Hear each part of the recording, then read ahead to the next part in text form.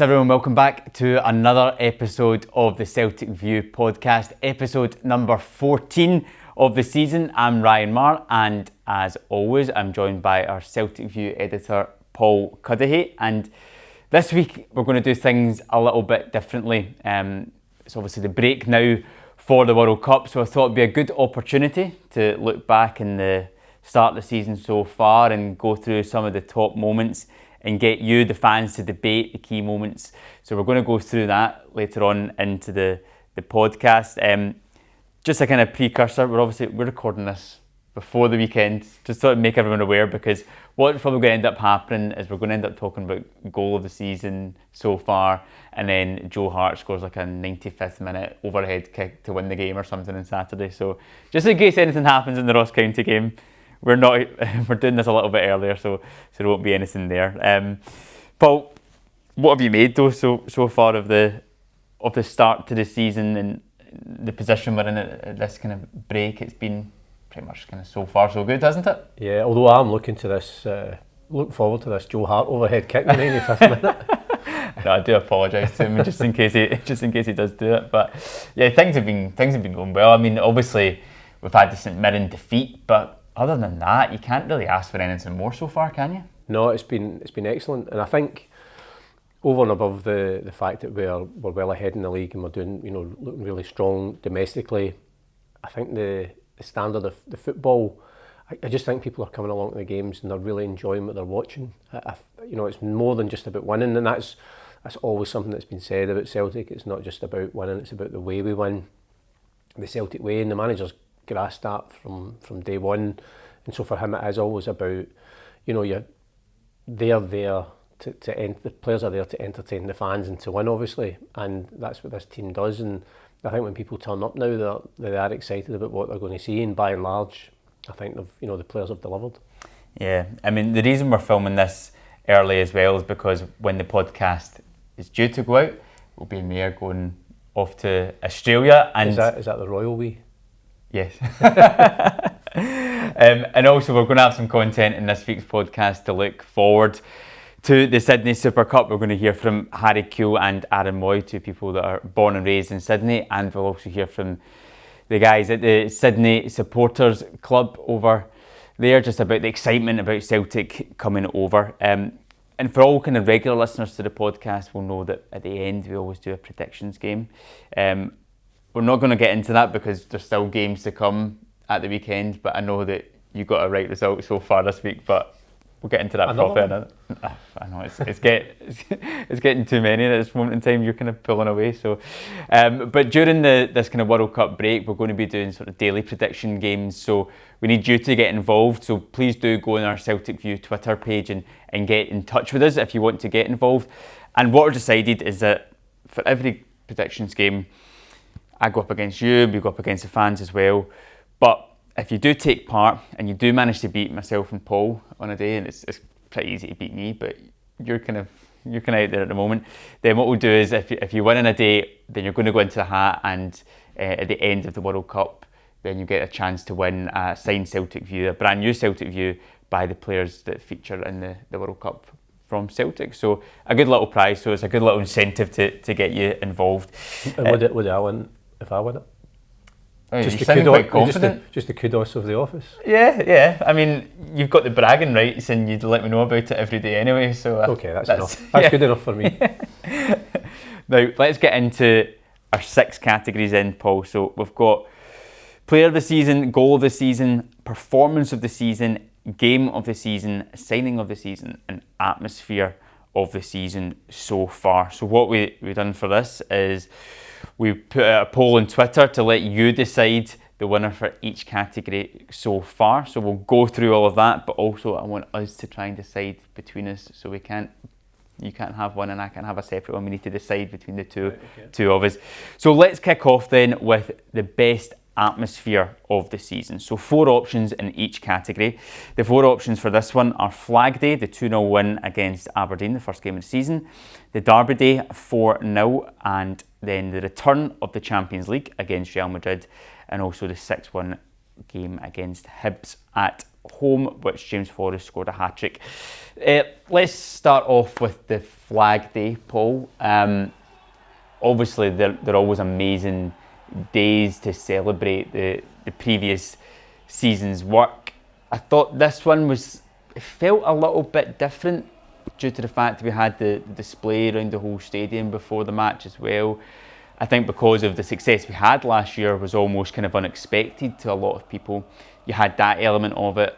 I remember speaking to Harry Kewell just after that game, and he was saying he'd never actually experienced anything like that before in his whole career, which has been so vast and varied.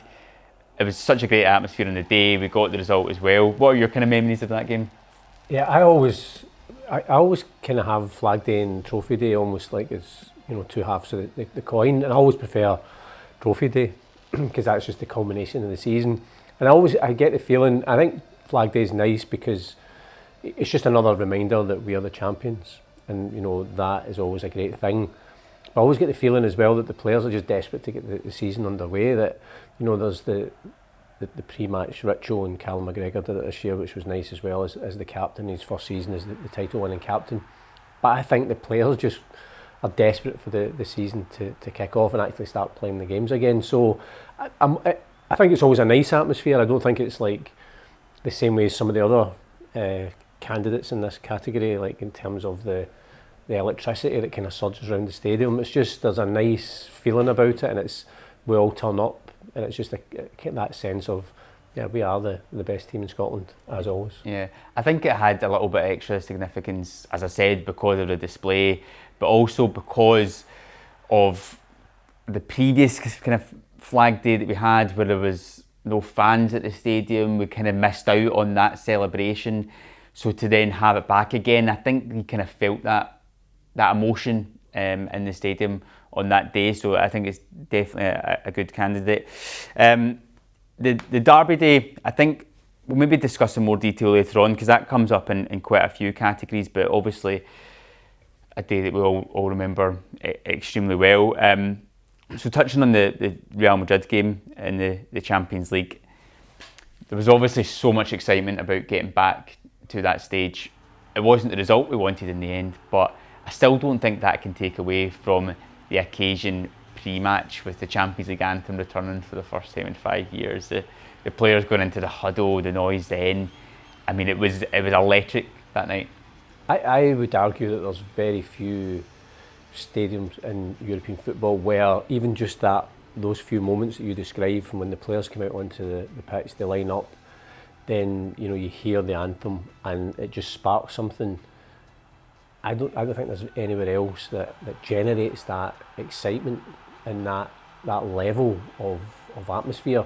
And you can see teams maybe like Leipzig and Shakhtar Donetsk coming, and maybe they're slightly overawed, but the European champions there, and the champions here, and they were looking around as if, wow, what on earth's going on here? Yeah. And I think that's tied up with, for me, the first hour of that game.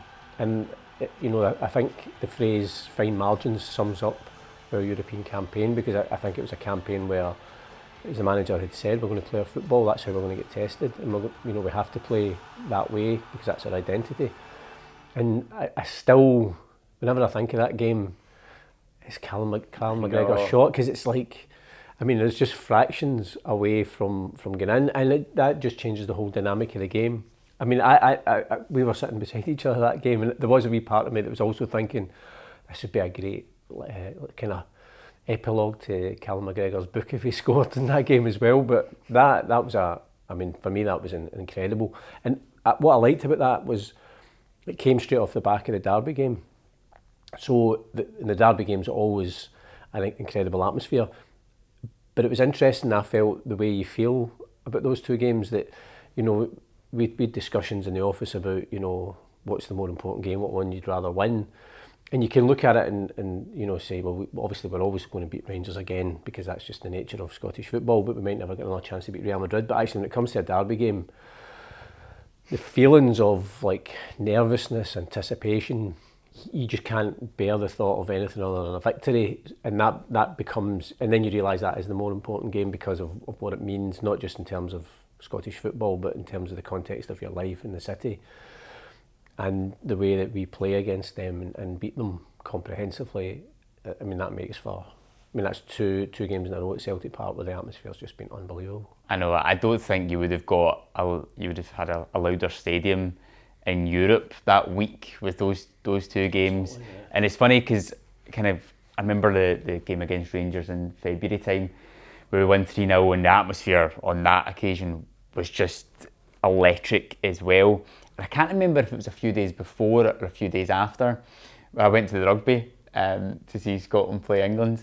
I know your thoughts on the rugby, but it was funny because going to that, everyone there's been like, oh, my first time going to a Scotland-England game in the rugby, and everyone's saying the atmosphere's amazing, you know, Scotland-England, the rivalry there. I remember sitting in Murrayfield, it must have been afterwards, because I remember sitting in Murrayfield and going like, is this meant to be good? Is this like, I've just come off the back of beating Rangers 3-0? I know, you would have said that anyway and saved me the trip.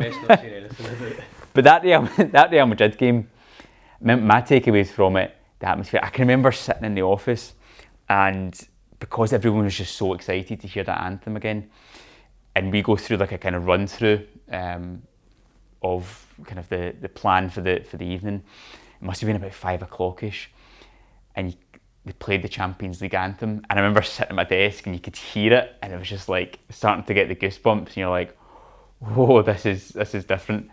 And then where we were sitting at the press box, the Spanish journalist Guillem Balaguer, he was like kind of a row in front and just along to the side, and he was doing some filming, whatever channel, and also then in front next to him was Roberto Carlos. And I remember the Champions League anthem going off, and you're kind of just like, you're taking it all in. And I looked round to them, and I could see both their faces. They were just looking around going, like they were speechless. And it's like, yeah, that's it. Like we almost get not used to it, but you have those occasions so often. But for other people coming to visit, or maybe it's their first time, it's just unbelievable. And you know, potentially in a night like that, do you think it could be the best atmosphere in Europe, Celtic Park? I think without a doubt. I mean, nice wee bit of name dropping in there as well. Sorry. Yeah. I mean, I never those names. I never take it for granted. I mean, I've been here for a long time now, and you always realise how lucky you are. And I think sometimes on those nights, there's part of me that's slightly envious of everyone else, because obviously we're in the press box and you can experience the atmosphere, but you know, it'd be nice sometimes, I think, just to be sitting in with it with all the rest of the fans and experiencing it that way. But yeah, I think it also helped the fact it was Real Madrid. We'd all waited so long to play them. And I think everything about that night was just really special. And as I say, I think we were unlucky. I mean, they are an absolute top class side, and they showed that in both legs on occasion. But certainly for the first hour, we were more than a match for them. And it's you know, we've said it before that at that level, if you know, you need to take your chances, and if we had done, you just never know. But it's all about ifs and buts, really, isn't it? I know. The fourth game is a game against Hibs, 6-1 at home. But to be honest, I don't think it really is going to compete with the Champions League one or the Rangers one. We've got that in another category as well later on, so we'll maybe leave that discussion for later. So, decision time for that first category: atmosphere of the season. Let us decide, and I'll see what the fans say. What would you be going for?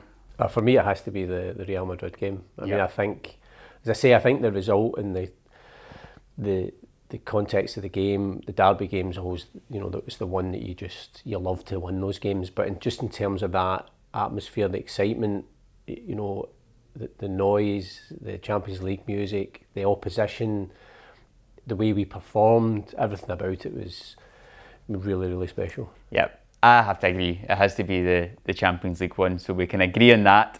And also, you, the fans, agreed as well. It was quite close though. 40% of you said the 4-0 win over Rangers, and 49% said the game against Real Madrid in the Champions League. So tight, but a clean sweep there for the Real Madrid game. Right, moving on to performance of the season. Now, we do also have a category of game of the season. Performance of the season's a little bit different. That is just more about the best 90 minutes that you saw from Celtic, the sort of total 90 minutes. So the four options again are Rangers 4-0, the 9-0 victory over Dundee United, the 5-0 victory over Kilmarnock away from home at the start of the season, and then again the 6-1 victory at home to Hibs. We left the Rangers game out of the last discussion, so let's talk about that now. Do you know, it's really interesting because when I was thinking about my performance this season, my choice isn't in any of them. Really? Well, yeah, for me it was the Tynecastle game. Okay. Partly because I think the way we played, but also because of all the circumstances and everything that was. But I mean, we do also have the game this season. Yeah. As well, option. But because for me, performance of the season is like, okay, the most dominant 90 minutes per display, and yeah, we done amazing in that Hearts game to win it, and we did play well, but we also did let Hearts into it. So that would be my argument for not including it. Okay. Maybe our first wee point of contention there. But the Rangers game, to have that game in the February where we won 3-0 and to be 3-0 up at half time, I remember we were sitting there and just couldn't believe what was happening. And then to pretty much have a carbon copy, but actually get a fourth goal in the second half as well. I mean, it was just another exceptional display in that day.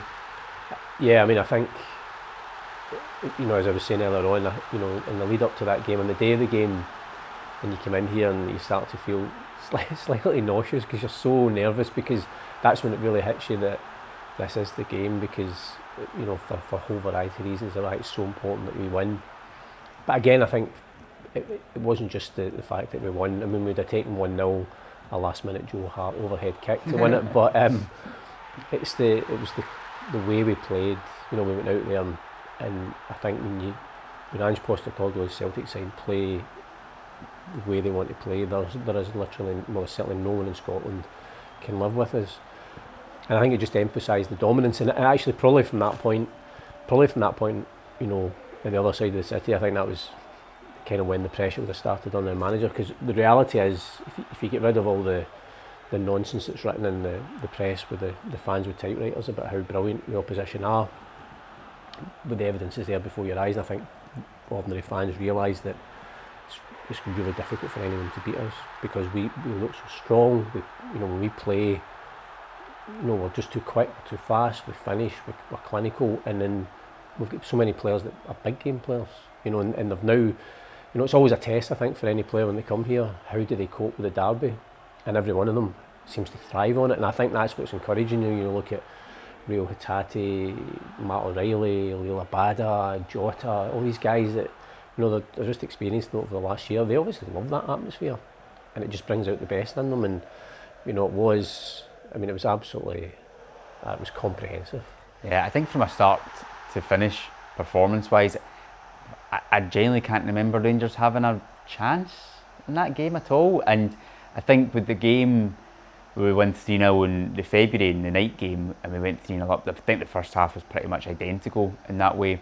But then in the second half, I think in the game in February, we slightly allowed them back in it, but not really back in it. But it's easy to play when you're 3-0 down, But they had a couple of opportunities, but I cannot remember them having one opportunity at all in that 90 minutes. And then we obviously go and score a fourth goal in quite funny circumstances in that game. But that was just, it seemed like a complete, total 90-minute performance. So I think that potentially could be the one. But who can forget the 9-0 victory over Dundee United at Tannadice? Was that a game where the result showed the performance was unbelievable, or was it just a game where the performance is actually quite similar to other games and we just hit the back of the net more often? What would you think?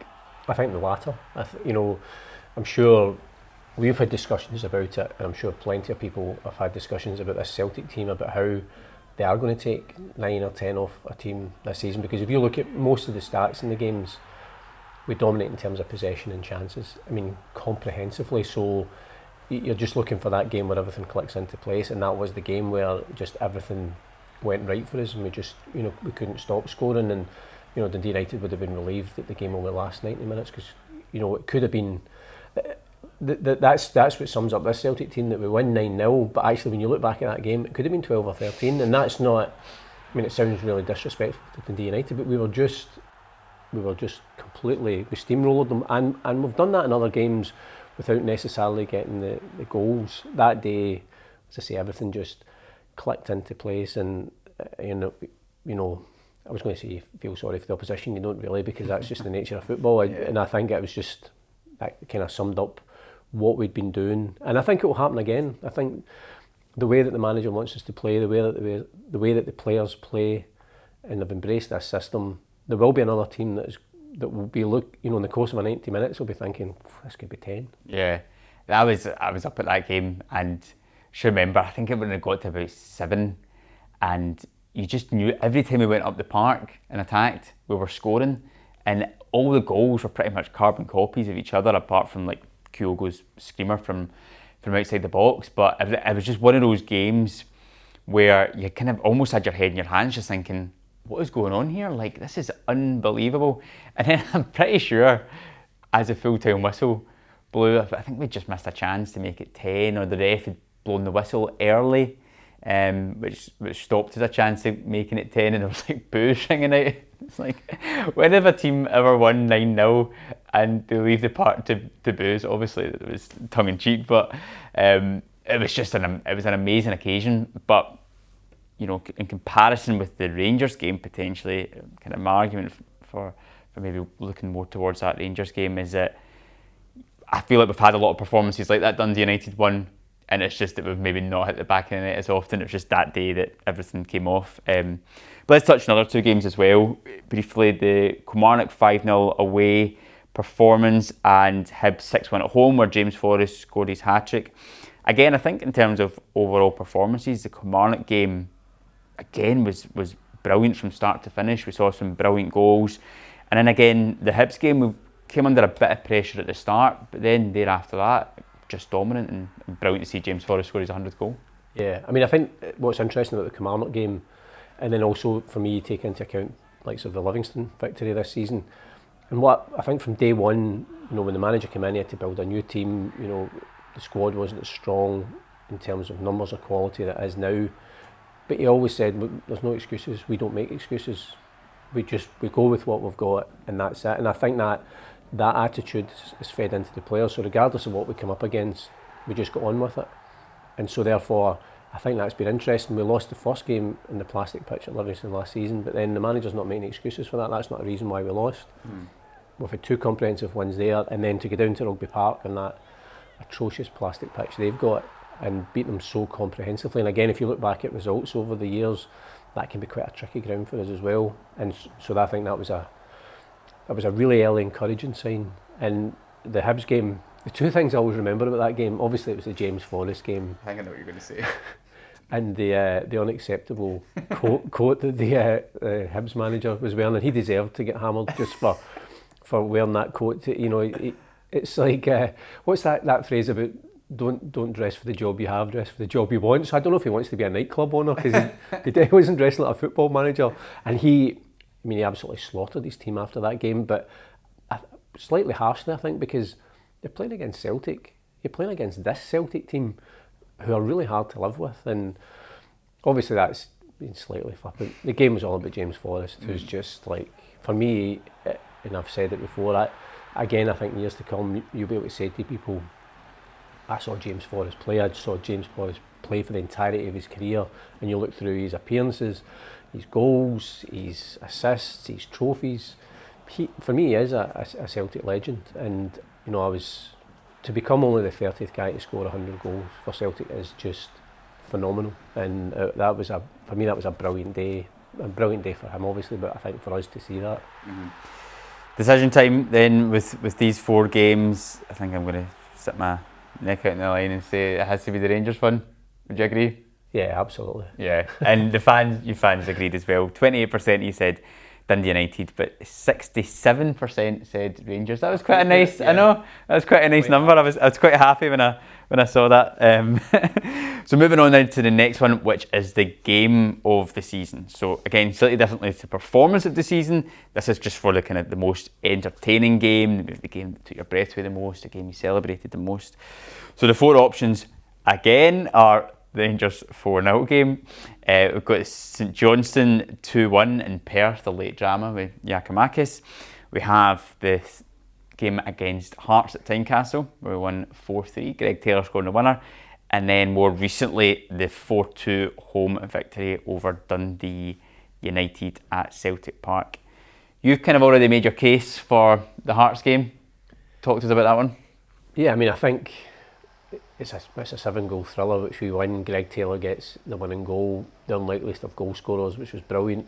But I think the whole context of the game, obviously, it was our very first game that we played under VAR. I think it's a game that, people are still talking about in the context of other games. For example, the D United game, the ball hits Bernabei in the arm, he has his back to the player, we get a penalty against us, and people will never forget that blatant penalty that, for whatever reason, the VAR referee looked at it and decided it wasn't a handball. And so it was in that context, I think we had a lot to take on that day, and a ground that's always very tough. I think most players, I've heard so many players over the years say it's a ground they always love playing at because the fans are right on top of you. It's a good atmosphere. There's real animosity there because they obviously don't like us.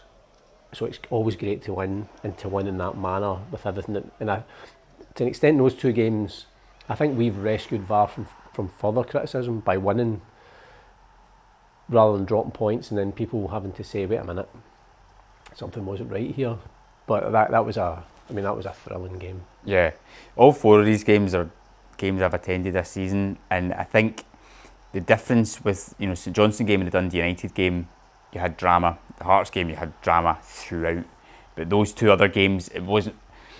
The other 85 minutes of the game were kind of, not really too much to write home about. It wasn't until those last 5 minutes where you got all of that drama.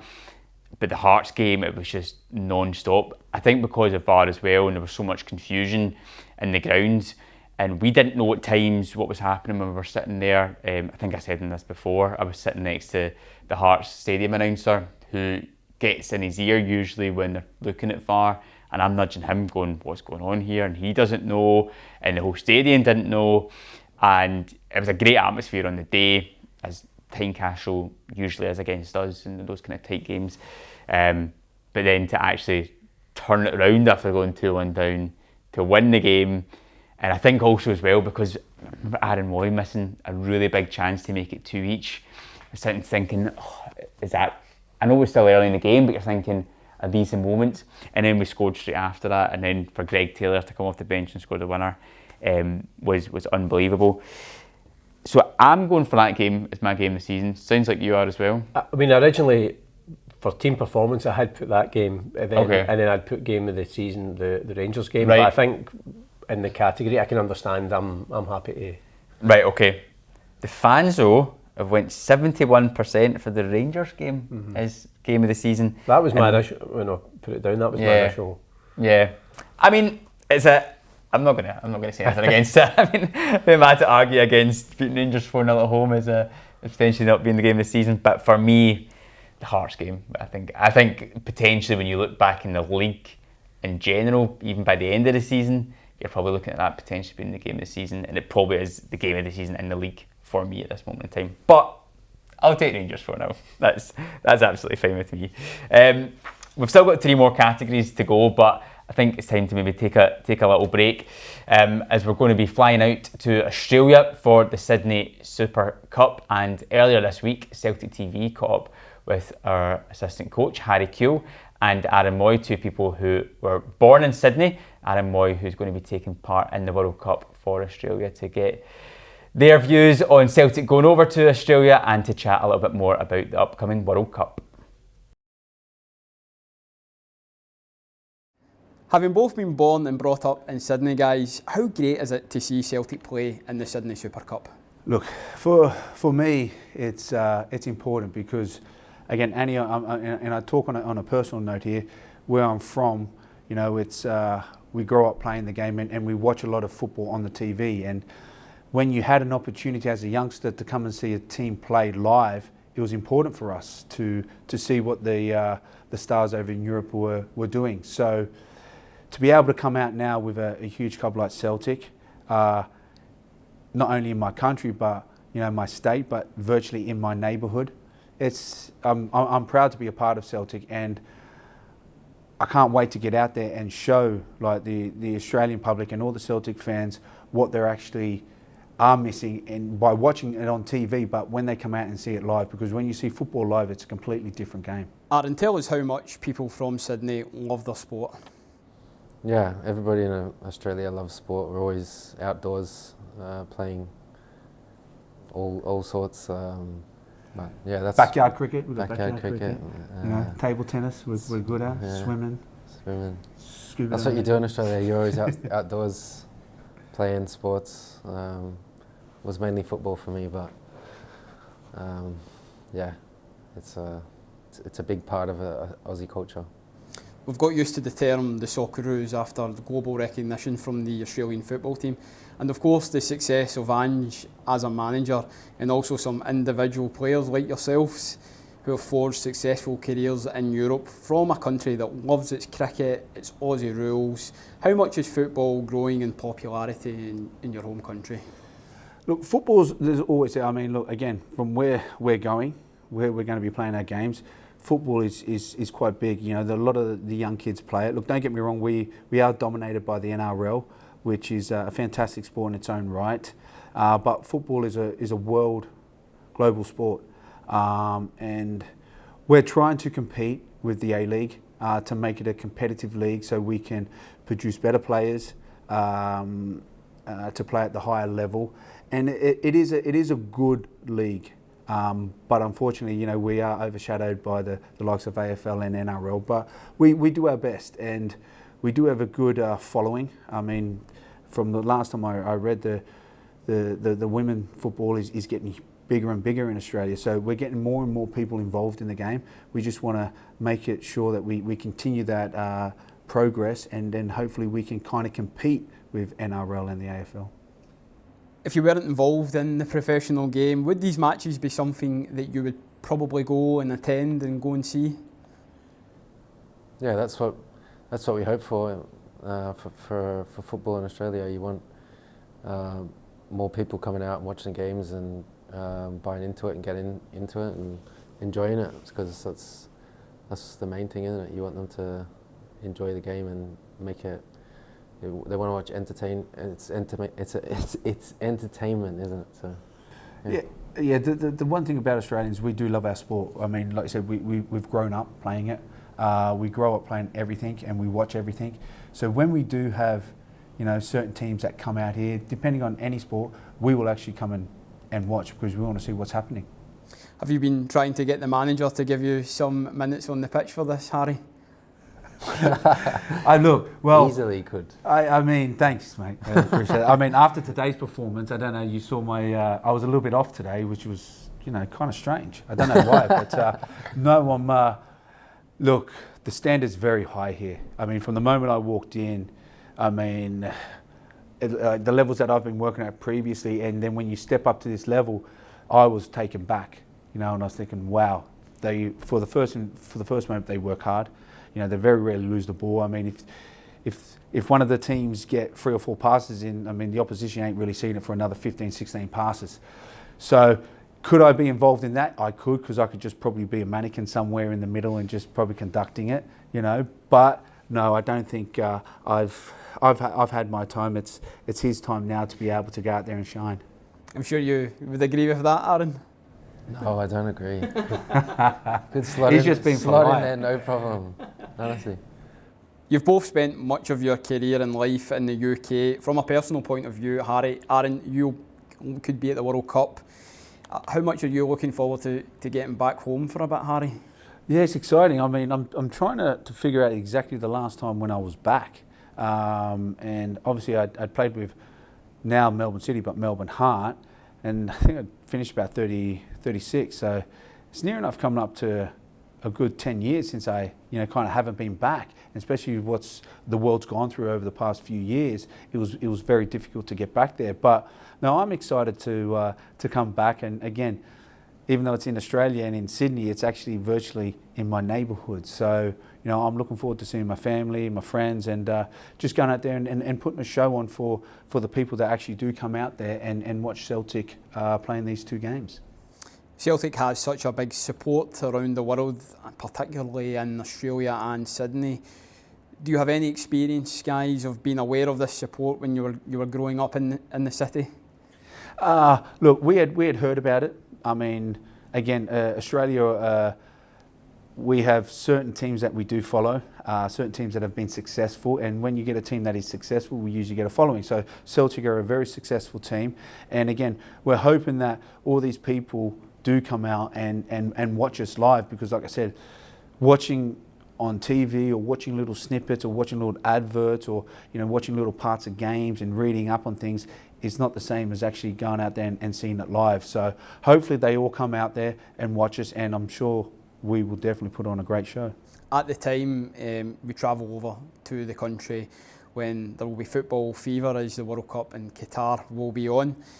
What is the excitement like in the country for that, and for yourself, Aaron, to hopefully be part of that for the country? Yeah, it's massive. Everybody gets right behind the Socceroos. Becomes a massive thing all over the country. Everyone watches the games together, and everyone gets right behind us. So it's a real special time for players, and even just for football fans.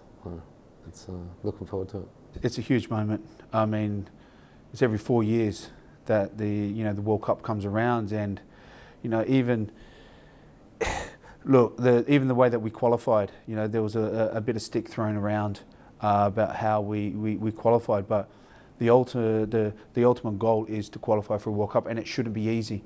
And I think we can look at it now and say that there's teams out there that usually breeze through the group stages and qualify for these World Cups, where they're not seeing that now. So the smaller nations now are coming together, being a lot stronger, and making it more difficult for these bigger clubs. So I think it's a huge achievement for this team to qualify for this World Cup. And regarding the group, there's no easy game in the World Cup. Yes, our opening game is against France, the World Cup holders. It's going to be difficult, but what game is not difficult in the World Cup? So the support that these guys will get from Australia will be huge. Every single person in Australia will be glued to that TV. Every single player, every single fan will be watching and cheering them on, and I'll be one of them. And with that football fever in Sydney and Australia, we're hoping Celtic can capitalise on that as well. Yeah, of course, and like I said, it's all part of it, and it's important that football is shown all around the world. And the one thing that people do want to see is good football. Where when we talk about football and everyone builds certain games up, it can be quite dull and boring. But I'd have to say, for the moment I've been here, I haven't seen one dull and boring game because of the way this team plays.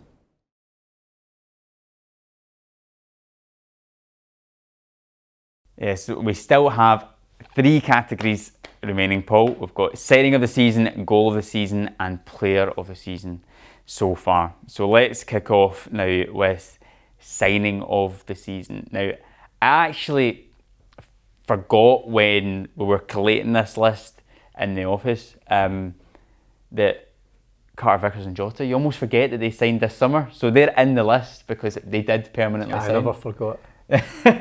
Just because they were here last season, you just think, they've been here that whole time. No, can I say I didn't forget, because that's my. Okay, good. Well, that is 2 of the options. Other 2 being Haksabanovic and Jens. Just kind of looking at Carter-Vickers and Jota in general to begin with, the influence they've had so far this season, the influence they had last season. But I think so much of the conversation throughout the summer was, we're probably only going to get one. Who would you rather, Carter-Vickers or Jota? And everyone's debating which one you'd rather have. And then we got both. And I think both of those players are they're such influential players to Celtic, and so important we got them both over the line. And I have to say, and it's there in black and white, that I put the 2 of them as the most impressive signing, because I think, given what they'd done last season for us, as you say, it was so important that we got them both for this season. And I think it sent out a signal of the club's intent, and it was done, again, the manager's been really good, and the club's been really good in terms of getting their kind of signing business done early. So It means then we know what the squad is ahead. The fans knew what those two players could do, and I think it was great having the two of them on board. It also it's a sign as well of how much they've enjoyed being here, how much they've bought into what the manager's trying to do, and they see their futures. For example, Cameron Carter-Vickers, it's only by coming to Celtic that he's found himself playing, regularly in the American national squad and is going to the World Cup. I don't think he would have got that if he'd stayed at Spurs, because he wouldn't have got the game time. Jota made the long list for the Portuguese squad, so he's on. Achievement that though. Well, exactly. When you look at some of the players that he's up against, but the very fact he's on the radar now of the Portuguese national side, and we all know his quality and what he can do. So I think it was brilliant to get the two of them on board, and so for me, the manager's hardly put a foot wrong. The players that he's brought in since he's come here have just been incredible. But I think last summer, getting the two of them to commit themselves to their future, I think was so important for a whole variety of reasons. So that was, I think everybody was delighted when the two of them signed. Yep, don't think I can add any more on those two. Haksabanovic, a player who came in and didn't really know too much about. Obviously, the front half of the field was an area that were littered with options, and then you were signing another player, and I think maybe for myself, you're looking going, where might he fit in? Not too sure what his best position is going to be. But actually, that's been the positive of Haksabanovic, that he's been able to play in so many different positions in the midfield, across the front line. He started adding goals to his game, and he really starts to be coming into his own. Yeah, and I think when we signed him, the manager made that point of buying a player who can play in several positions. And every time he's come on, I really like him. There's something about him that I like his directness. He seems really confident. He wants the ball. He wants to do something with it. He's set up some chances, but as you say, he's now started to score. So, yeah, I think with each passing game, with each passing month, he's just going to get better and better. Yep. And then the last name on the list, Moritz Jens, who another player when signing, again coming in on loan from Lorient, didn't really know too much about him. I think when he came in as well, you always had Carter-Vickers and Starfelt, who had such a good partnership last season. Stephen Welsh started the season really strongly as well, scoring against Aberdeen, and you're thinking, is this guy maybe going to be fourth choice centre half?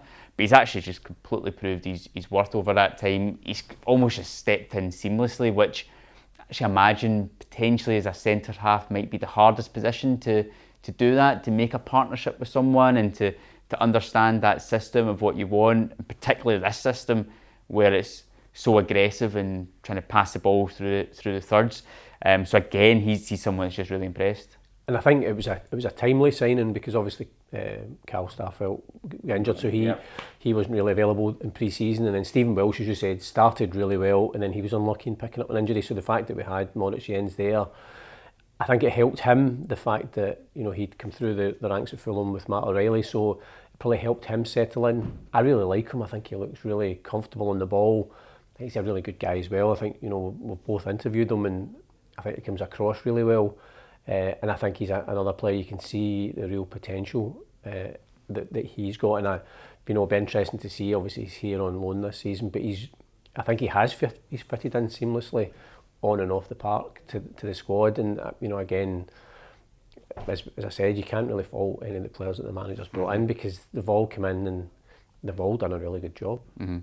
So you've got most impressive signing CCV and Jota. Now we have to decide between one of them. Now this might help us make a decision. See, the fans. It'd be easier for me to choose my favourite child. No, I'm only kidding. If it makes our decision any easier, the fans have went 40% for Jota, 50% for Cameron Carter-Vickers. I wonder if some of that is even just the fact that maybe Jota's not, through injuries, not been playing as much this season. To me, it's so a toss of the coin, because, and I think the thing is, they do different things in the team. I think Cameron Carter-Vickers has just grown with each passing game. He's obviously taken over the captain's armband in the absence of Callum McGregor. He's absolutely pivotal in the central defence. I think the other players alongside him, they thrive. And as I say, I'm so pleased that he's going to the World Cup, because I think he deserves it. And then at the other end, some of the things that Jota does just take, they just take your breath away, and it's very. I'm just going to let the fans choose that. I was going to say, I'm happy with this one for us to almost sit in the fence and just go with what the fans have chosen, and 50% going for Cameron Carter-Vickers. I'm happy with that if you are. Yeah, because I can't decide. So. Yeah, neither can I. Right, okay, let's move on then to goal of the season, which we'll show you the 4 of them now. So we've got, first of all, Jota's opening day goal against Aberdeen on Flag Day. Then we've got another Jota goal. You probably can guess, the one against Rangers. Then Kyogo's long-range strike against Dundee United, that first-time shot. And then finally, Real Hatate's long-range goal in the 2-1 win against Motherwell. So we'll run through those one by one to begin with. Jota's goal against Aberdeen. Really, maybe could have picked that. You could have picked his one against Kilmarnock as well. It just kind of was a sign. You got him over the line, and then he just kick-started the season in even better form than he finished the previous season, scoring these long-range wonder goals, which was a brilliant start for his season and for our season as well. Yeah, and he's another, you see quite often with the wide players that they can alternate between right and left, and depending on what wing they are, they can do different things. And when he's playing on the left, he has that, he's always an out ball for everyone, but then he's got that ability to cut inside. It must be a nightmare to mark, because they don't know if he's just going to go to the line, he's going to jink through them, or else he can cut inside. And when he does, he's looking for that opening, and we've seen it so many times that he's got that ability just to unleash a shot. It's not my choice for goal this season, but it's a top class goal from a top class player. Yeah, you know what, I think we know what the goal's going to be, so we'll quickly run through the other 2 options. And if I'm wrong, then jump in. But the Kyogo goal against Dundee United, that was clearly the pick of the 9 goals he scored in that game. Absolute wonder strike from a guy who was just in peak form at that moment. And then Hatate ended up being a crucial goal in that. I can't remember if that was a second goal, and then the game ended up 2-1. But we've seen in a number of occasions what Hatate can do from distance, and he proved it again against Motherwell.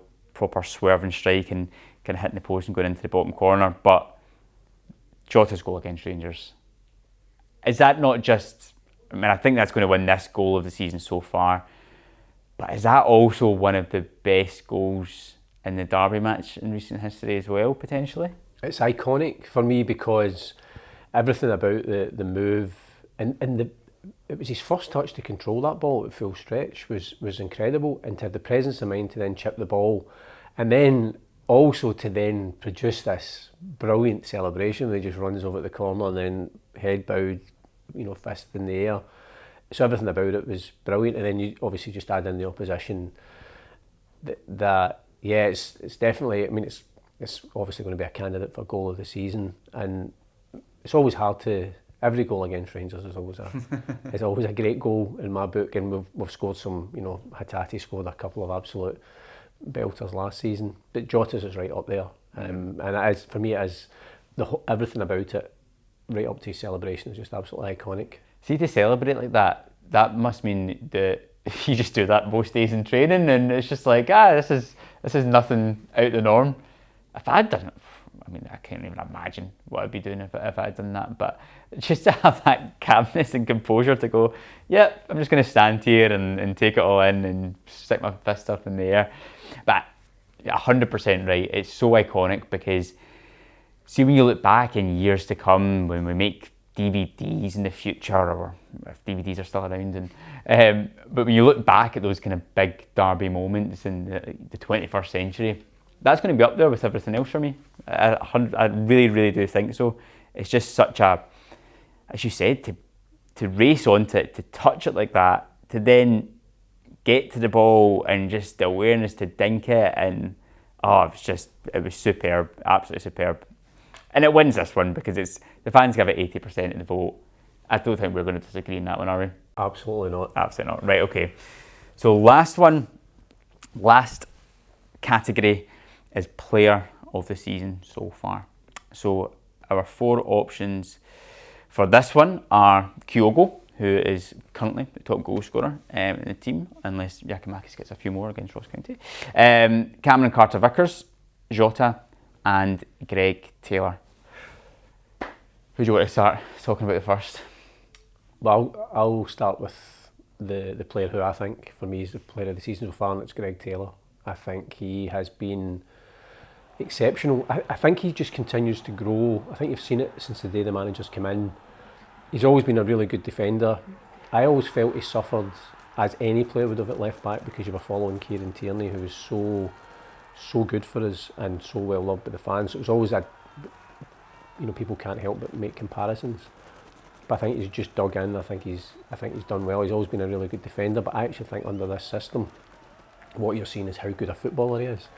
And he is, for me, he's one of the key players in the way we play. Because, as I say, he's so solid at left back. But then so often you see him in the middle of the park, you see him at the edge of the box. He's now chipping in with goals as well. And I think what was interesting is that I kind of felt when Callum McGregor went out injured, who is the absolute pivotal player for me in that team. And there was a lot of players that stepped up, and he was one of them. Like, obviously Cameron Carter-Vickers took on the role of captain, but I kind of felt as Greg Taylor is one of the most experienced players, just almost kind of stepped up and thought, well, I need to lead here by example in terms of how we play, because we don't have a leader on the park, and I think he's done that exceptionally well. And I think he's a really great guy as well. He's always brilliant to deal with for us, but I think his performances, and obviously the goal at Tynecastle was just brilliant, and I loved his celebration for that. For me, that's one of the celebrations of the season. I would like to actually ask him if maybe the Alexandra Burnaby coming in the summer, if that had any impact at all, and just in terms of maybe getting that extra little 1% out of him. I'm not really too sure, but this season, I don't think it's like the improvements in his game have increased massively. I think it's that consistency, and that we've always seen that kind of desire and commitment from him, and his work ethic and his work rate and his quality. I do think the kind of quality on the ball has improved as well. It has that kind of tactical understanding of being in the right positions at the right time, knowing what the manager wants. I think he's talked about it before, that in his early days he had played central midfield, which I think is helping him just now.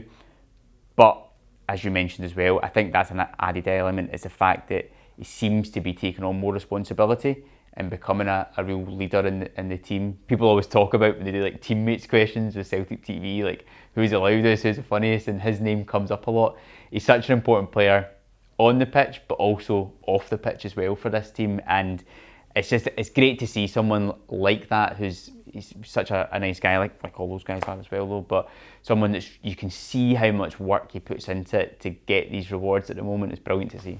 Because I've listened to a couple of the manager interviews, and obviously he's been asked about Greg in the last month or two, and he always makes the point that Greg Taylor comes in every day, but your manager puts great store on how you train every single day and the way they train and how they are.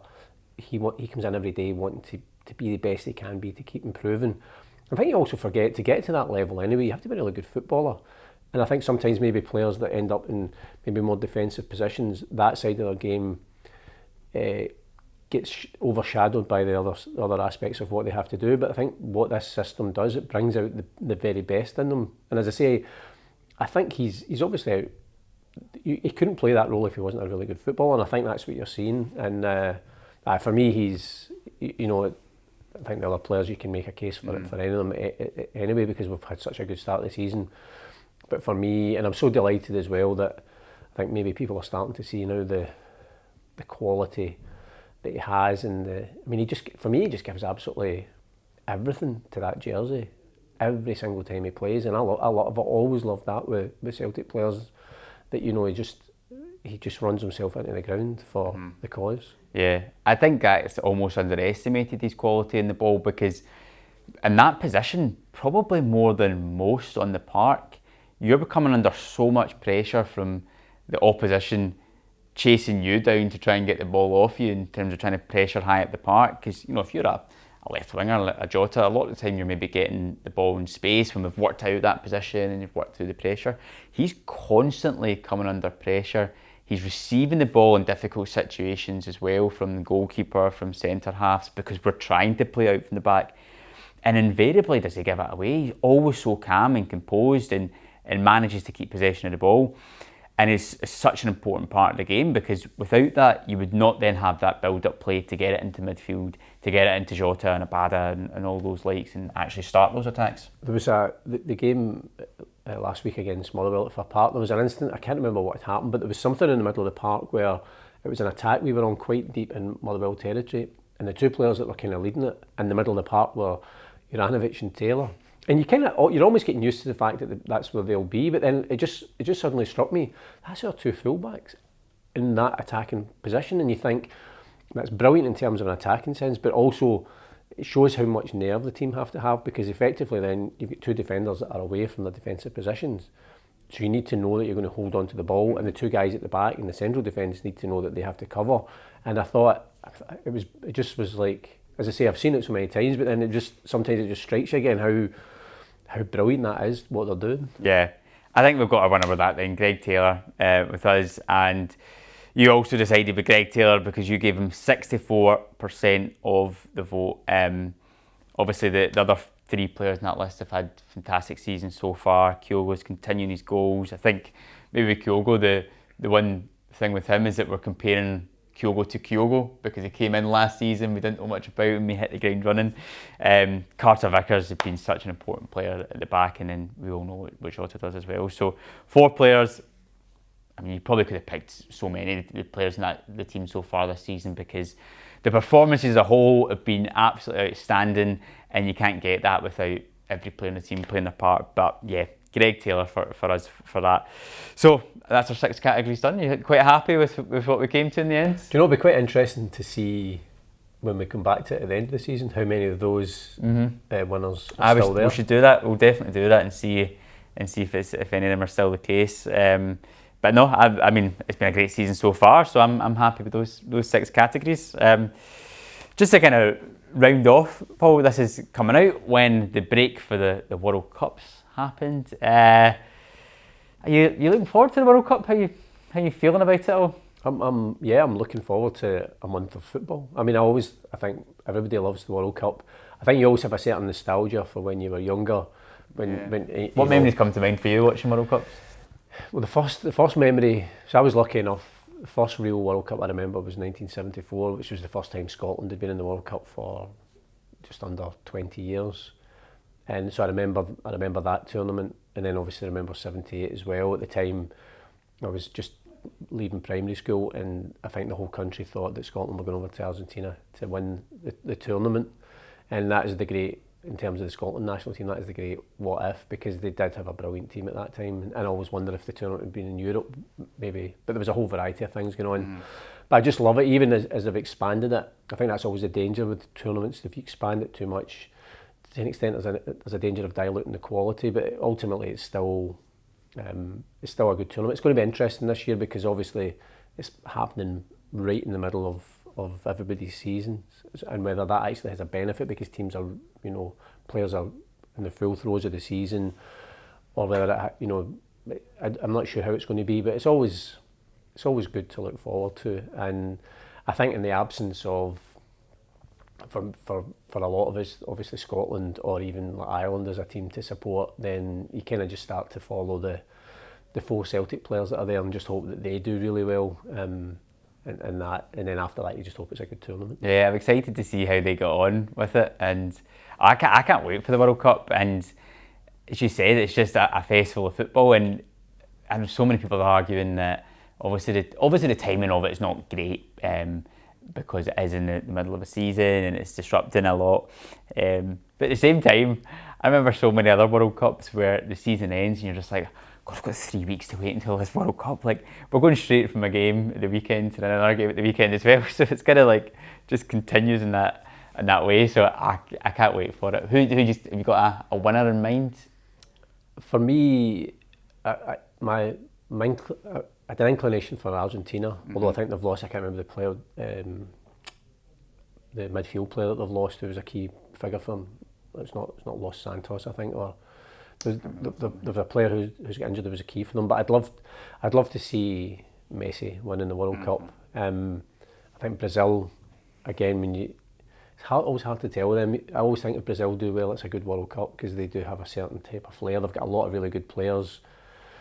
in terms of the European sides, I'm not sure if Europe's got a particularly strong challenge. There might be difficult teams to beat, but there's not really any of the European teams that stand out for me. No, because I mean, Italy won the Euros and we're great at that. They've not qualified.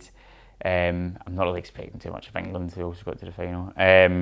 Spain were actually good in the Euros. They played good football. I think they could be one of the contenders in Europe.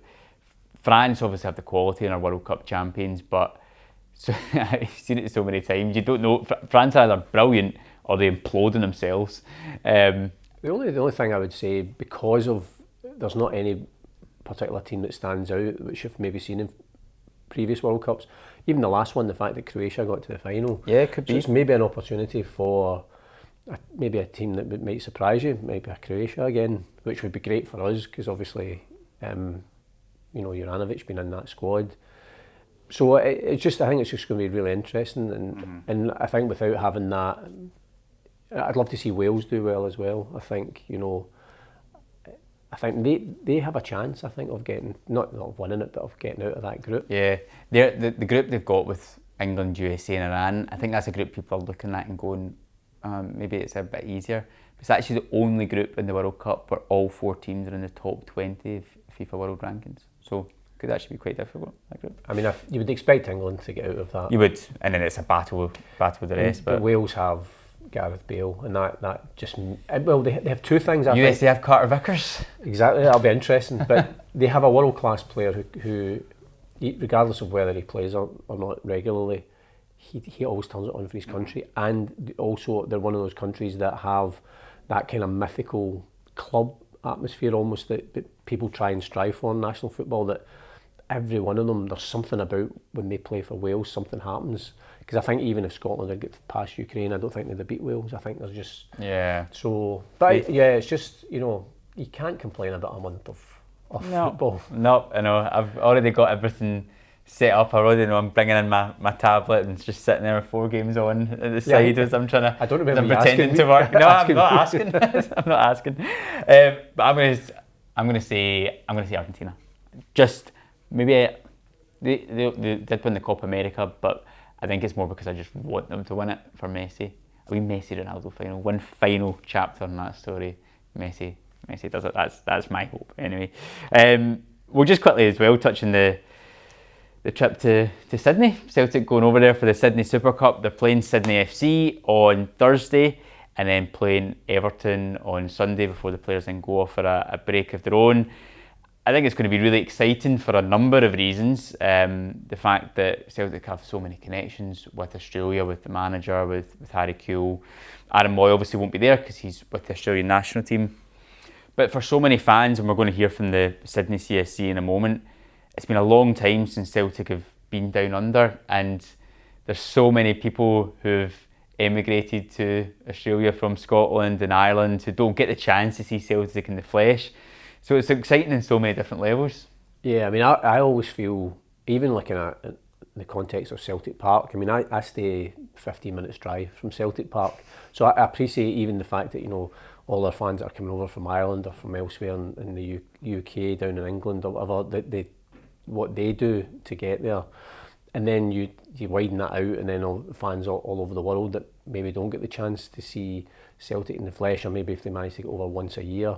As you say, I think it's about 10 years since we've been in Australia, and I think that's when you kind of start to appreciate how much, just even the fact that all the fans that we have that tune into Celtic TV every week faithfully to watch the team, and that's their kind of link with Scotland and with Celtic. So I think for them, for the manager to take the team back home, I think it's brilliant for him. I think it's brilliant for Celtic and obviously for the fans. And it's interesting that I saw a thing last week, Jackson Irvine, who obviously started his career here, I think he's with St Pauli now, he's in the Australian national squad, and he'd given an interview last year at some point, before the manager was appointed, saying, this guy's a good manager, somebody should take a chance on him because he's going to do well. And he's kind of like sitting back now as if he knows what he's talking about, but he did. And what he said was, it's brilliant for Australia and Australian football to see Ange Postecoglou managing a Celtic team in the Champions League, to see Aaron Mooy, an Australian player, competing with obviously Tom Rogic as well at that level, because it allows people in Australia, because obviously it's competing against other sports there, young players and young managers, something to aspire to, and it's tangible because Ange Postecoglou's achieved it. So I think it's brilliant for the club to be going there, and I'm sure the fans will love just seeing the team in the flesh. Yeah, it should be a good week over in Australia. So let's give the last word to the Sydney CSC as they look forward to Celtic heading out to Australia. But for now, thanks very much for joining us for this latest edition of the podcast. Hopefully you agree with our suggestions. We did give you the chance to say, but if you do have any arguments, Paul, are you on Twitter? So it's people to find you. But yeah, you can come find me on it and have a go at me with anything. But yeah, thank you so much for joining us. We'll see you soon, and we'll leave the last word with the Sydney CSC.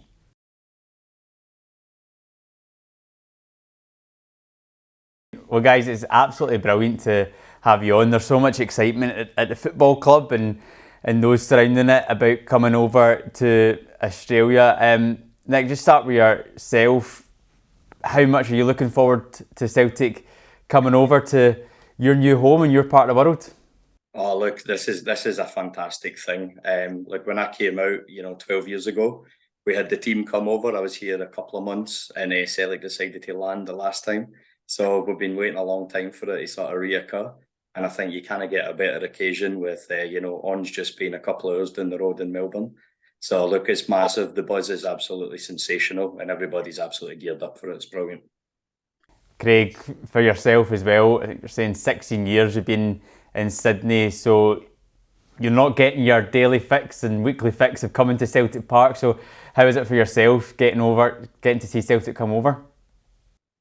No, it's brilliant. As you say, we don't get to go week by week, although we see all the games. We don't get to, experience that atmosphere. So getting that at this side of the world, it'll be good.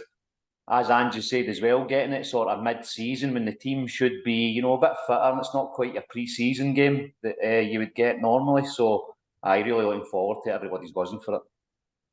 Nick, there's obviously excitement as well because of the fact that Celtic, not just the fact Celtic are going over there, but there's those Australian connections now to the club with Ange. So how much excitement is there in Australia in general about Celtic coming over? You know what? We've got the Ange connection, but it's something that we've actually been blessed with. We've got Paul McStay, who's just up the road, who's became an absolute sensational ambassador for the club. We've got Scott McDonald on board as well. I know he'll be making an appearance too.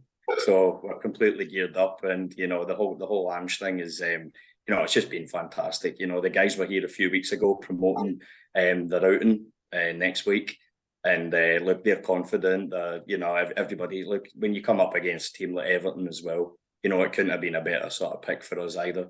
There's a big sort of travelling community in Parkhead to here. And look, we're buzzing to come up against an English team. I think that was the right fit, and and obviously Sydney as well. Craig, how is it being in Australia since Ange has taken over as Celtic manager? Well, there's definitely a lot more interest. Celtic have always been on the sports pages and get a mention on the goals at the weekend and things like that. But since Ange has been the manager, the interest went through the roof here. So it's great for us because you get to see a lot more. There's always different interviews, whether it's with Ange or with people related to the team. So since he's been the manager, there's definitely a lot more interest around the club. Just people contacting our supporters club has been phenomenal as well. We've got all sorts of different nationalities joining. A lot of it's just because of Ange, So it's really piqued the interest over the last sort of 18 months. And Nick, it's not just Ange. Obviously, we had Tom Rogic at the club for so long. We now have Aaron Mooy. We've got Harry Kewell as well, who I know both of those guys are Sydney born as well. So that must add to the excitement in the city. Oh, 100%. We've got Godzik. We had Arzani as well at some point. They've done a bit of the tours in the sort of local beaches and stuff. So look, it's fantastic. And like Craig says, what it's doing, the interest that it's generating in that sort of market, and obviously bringing Celtic over here, is boosting the clubs, and that's from an interstate perspective as well. It's not just Sydney that's benefiting; it's the whole of Australia and Australasia. So look at it. The positives have been outstanding for everyone. And Nick, how much do you think this can actually benefit the club in terms of getting that exposure by coming over, particularly at this time with, you know, Ange coming over and the Australian connections to the club? Like I think it's a big thing here. You know, it's still an untapped market when you look at how many Australians have actually been in Scotland and succeeded. You know, we were blessed with Viduka. We've spoke about Skippy already, but I think there's a lot of players and there's obviously a lot of relationships that have to be built. Just what we've done with Japan sort of recently. So everybody's sort of looking forward to that and gearing up there. Craig, Australia is not a new market for Celtic. It's a country that's had connections, as we've spoken about, with the club in terms of players and managers, but also there's a massive fan base in Australia and in Sydney. Just talk to us about the Celtic support in Australia. Oh, look, it's actually unbelievable. You know, the amount of supporters in this country that support Celtic is phenomenal. You know, we always have a gathering every couple of years called the Huddle Down Under. And just to turn up you get for that, it's, you know, you get thousands of people coming to the cities for that. So, you know, it's just like things like this always bring the Celtic fans together. There'll be people that we've not seen maybe since the last Celtic game 10, 11 years ago, you know, that we'll see again this week. So, it's really good for that perspective. And how nice is it, Craig, being from Scotland to then travel all the way to the other side of the world to start a new life? I know the manager spoke about it in terms of the connections with Greece when he moved over to Australia, and having that club there in Melbourne, to have that connection still with his home country, and that must be the same for yourself. Aye, definitely. It's the first thing you look for when you come to a new city, a new country, is where can I watch Celtic? You know what I mean? So that's the first thing that you look for. So you find a place to watch Celtic, but very quickly you realise it's all like-minded people that's about you, so they become your friends. That becomes your network. So really, in the last 16 years, all the people about the Celtic club have become my best friends, you know. So it's a big part of your life, and it really helps you here because you miss family, you miss Celtic, you miss these things, but through the club, it just helps bring everybody together and gives you that taste of Celtic, and that taste of home that you want. It keeps you going. Nick, I think you said you're vice president of the supporters club, so just tell us a little bit more about the supporters club. Give us a kind of brief history of how long it's been running for.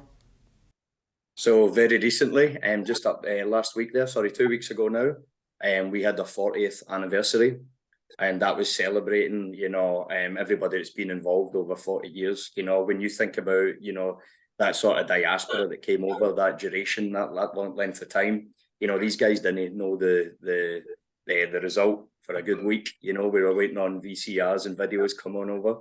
They would go and they would pick a pub, and they would distribute that amongst the communities when they all sat down and watched it. And, you know, that sort of level of support, it's obviously been maintained. Obviously, we've got access to a lot of, you know, there's availability in terms of the games. We've got a fantastic pub, we've got a fantastic supporters club, and the people involved are still interested and as strong as they were, you know, when they first landed. So over the course of 12 years that I've been here, I joined the committee sort of early on. You know, I've done this for a good 8 years now with the guys, known them for the last 12 years. And it's sort of that community thing where you come over, you know, you end up with a lot of best mates for the first sort of few weeks. And it's that sort of thing that sort of, you know, that sort of charitable aspect and that sort of social aspect that keeps it going. But Nick, these sort of supporters clubs, they're so important to the football club, because we talk about Celtic being a worldwide club with fans all over the world. But the work that you guys do, I know with your 40th anniversary, you're doing so much work for the foundation as well. So they're really, really important aspects of the Celtic support. Well, look, I think, obviously Celtic being a charitable club, I think we need to drive that through the supporters club as well. So we've been engaged heavily, like Craig said, in the Huddle Down Unders. When it was Sydney's turn, we got involved with Mary's Meals through the foundation. And since that, it's kind of spurred us on, trying to get one bigger and better every year. So, you know, we're doing everything from food banks, you know, local Indigenous charities, things like that. It's getting tops over to Thailand with the Thai Tims. So it's nice that, and obviously the Kano Foundation as well is very close to our hearts too. And that's something that we're going to drive, and we're going to maintain that for the next few years as well. Yeah, it's really, really important work. I'm just interested, Craig, to know a little bit more about your time supporting Celtic over in Australia, of course, it means that you can't get to Celtic Park all too often. So just talk us through what it's like actually supporting the club in a different country, in a different time zones, and some of the sacrifices you might have to make to try and support the club. Oh, look, the biggest sacrifice is obviously the time that you're getting up to watch the games. Sometimes you get really good kick-off times, 9:30 on a Saturday night, which is ideal. Go for the pub, a couple of beers.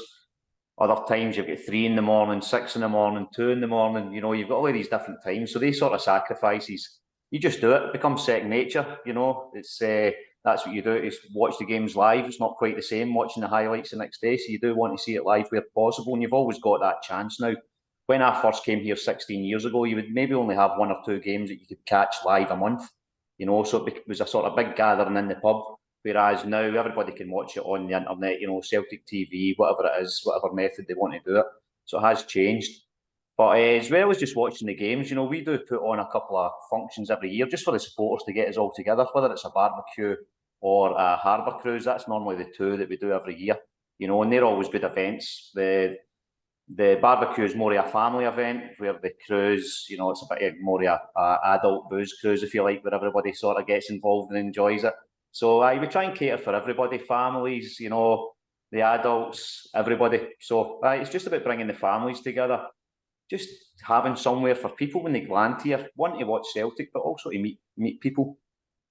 Nick, you must have some brilliant memories and some brilliant stories, I imagine, of watching Celtic in the early hours of the morning, celebrating titles and derby wins and cups. Does anything come to mind when I kind of put you in the spot in that way?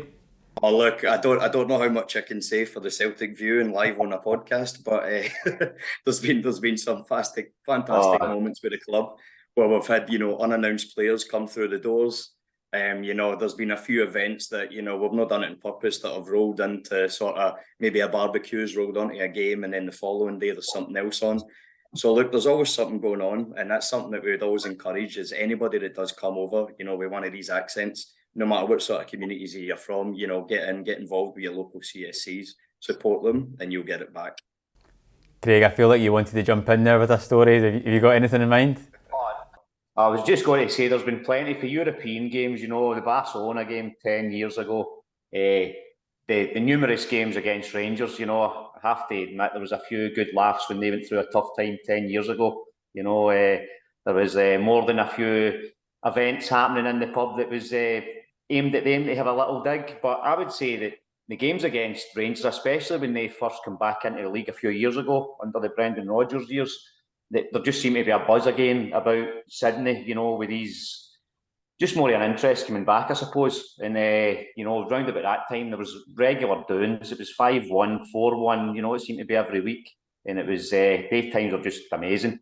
And as Nick sort of touched on, one of the times round about then, when he was in top form for us, Tom Rodgers walked into the pub during a Celtic Rangers game. So he was injured at the time and he was back in Australia. And it was actually here, it was over the bells, if you like. It was over midnight at New Year. And he walked into the pub at half time, didn't kind of know what hit him. I think he lasted about 20 minutes and he disappeared again. But just these sort of things, brilliant experiences for everybody, and I'm sure it was a good experience for Tom as well. That's amazing. That is something you can live with for the rest of your life, a moment like that happening. Nick, just kind of looking back in Celtic coming over again, what do you kind of hope that we can achieve by the club coming over, and what do you hope for maybe any of the fans coming over to Sydney, maybe trying to get involved in the supporters club? What are your kind of hopes and ambitions for this kind of next week or so? So I think we've had just coming off the back of COVID, we've had a really busy year, but it's been successful off the back of the 40th and what we've actually managed to do on the charity side. So our main focus is actually just having people over and having fun again, right? So we've actually got a few sort of internationals coming over. We're getting messages for people coming from Scotland, Ireland, Japan, New Zealand, and obviously we've got the Interstate Supporters Club. Yeah, we've got the St. Pauli, we've got the German fans coming over as well, which is absolutely fantastic. But one of the big things for us is we had a recent meeting with Celtic, and a lot of their time that they're spending as well is to make sure that there is plenty of fan engagement. So just having them sort of consider that, the open training ground sessions, the sessions that they've got sort of planned, where you can actually go and you can sort of integrate in those sort of fan zones. I think that's really important as well. So there's obviously through the SLO, and there's obviously a bit of guidance on that, but for us to get involved and engage like it's been treated like a proper away game, a function, I think that gives you that wee home feel about it. So that kind of cuts out a bit of the, the homesickness. We actually feel that there's a buzz again, and, we're almost ready to jump on a bus and, get it up to the stadium and get going. Yeah. Craig, are you counting down the days now to finally see Celtic back in action? Can't wait to see them over here. Actually hoping that we get a lot of new fans as well, a lot of the locals here. That there's a lot of football fans here that they'll maybe follow a Premier League team or something like that rather than Celtic. But if we can show them a good time, you know what I mean, they'll know the Celtic fans are in the city that week anyway, so I'm sure there'll be plenty of festivities going on.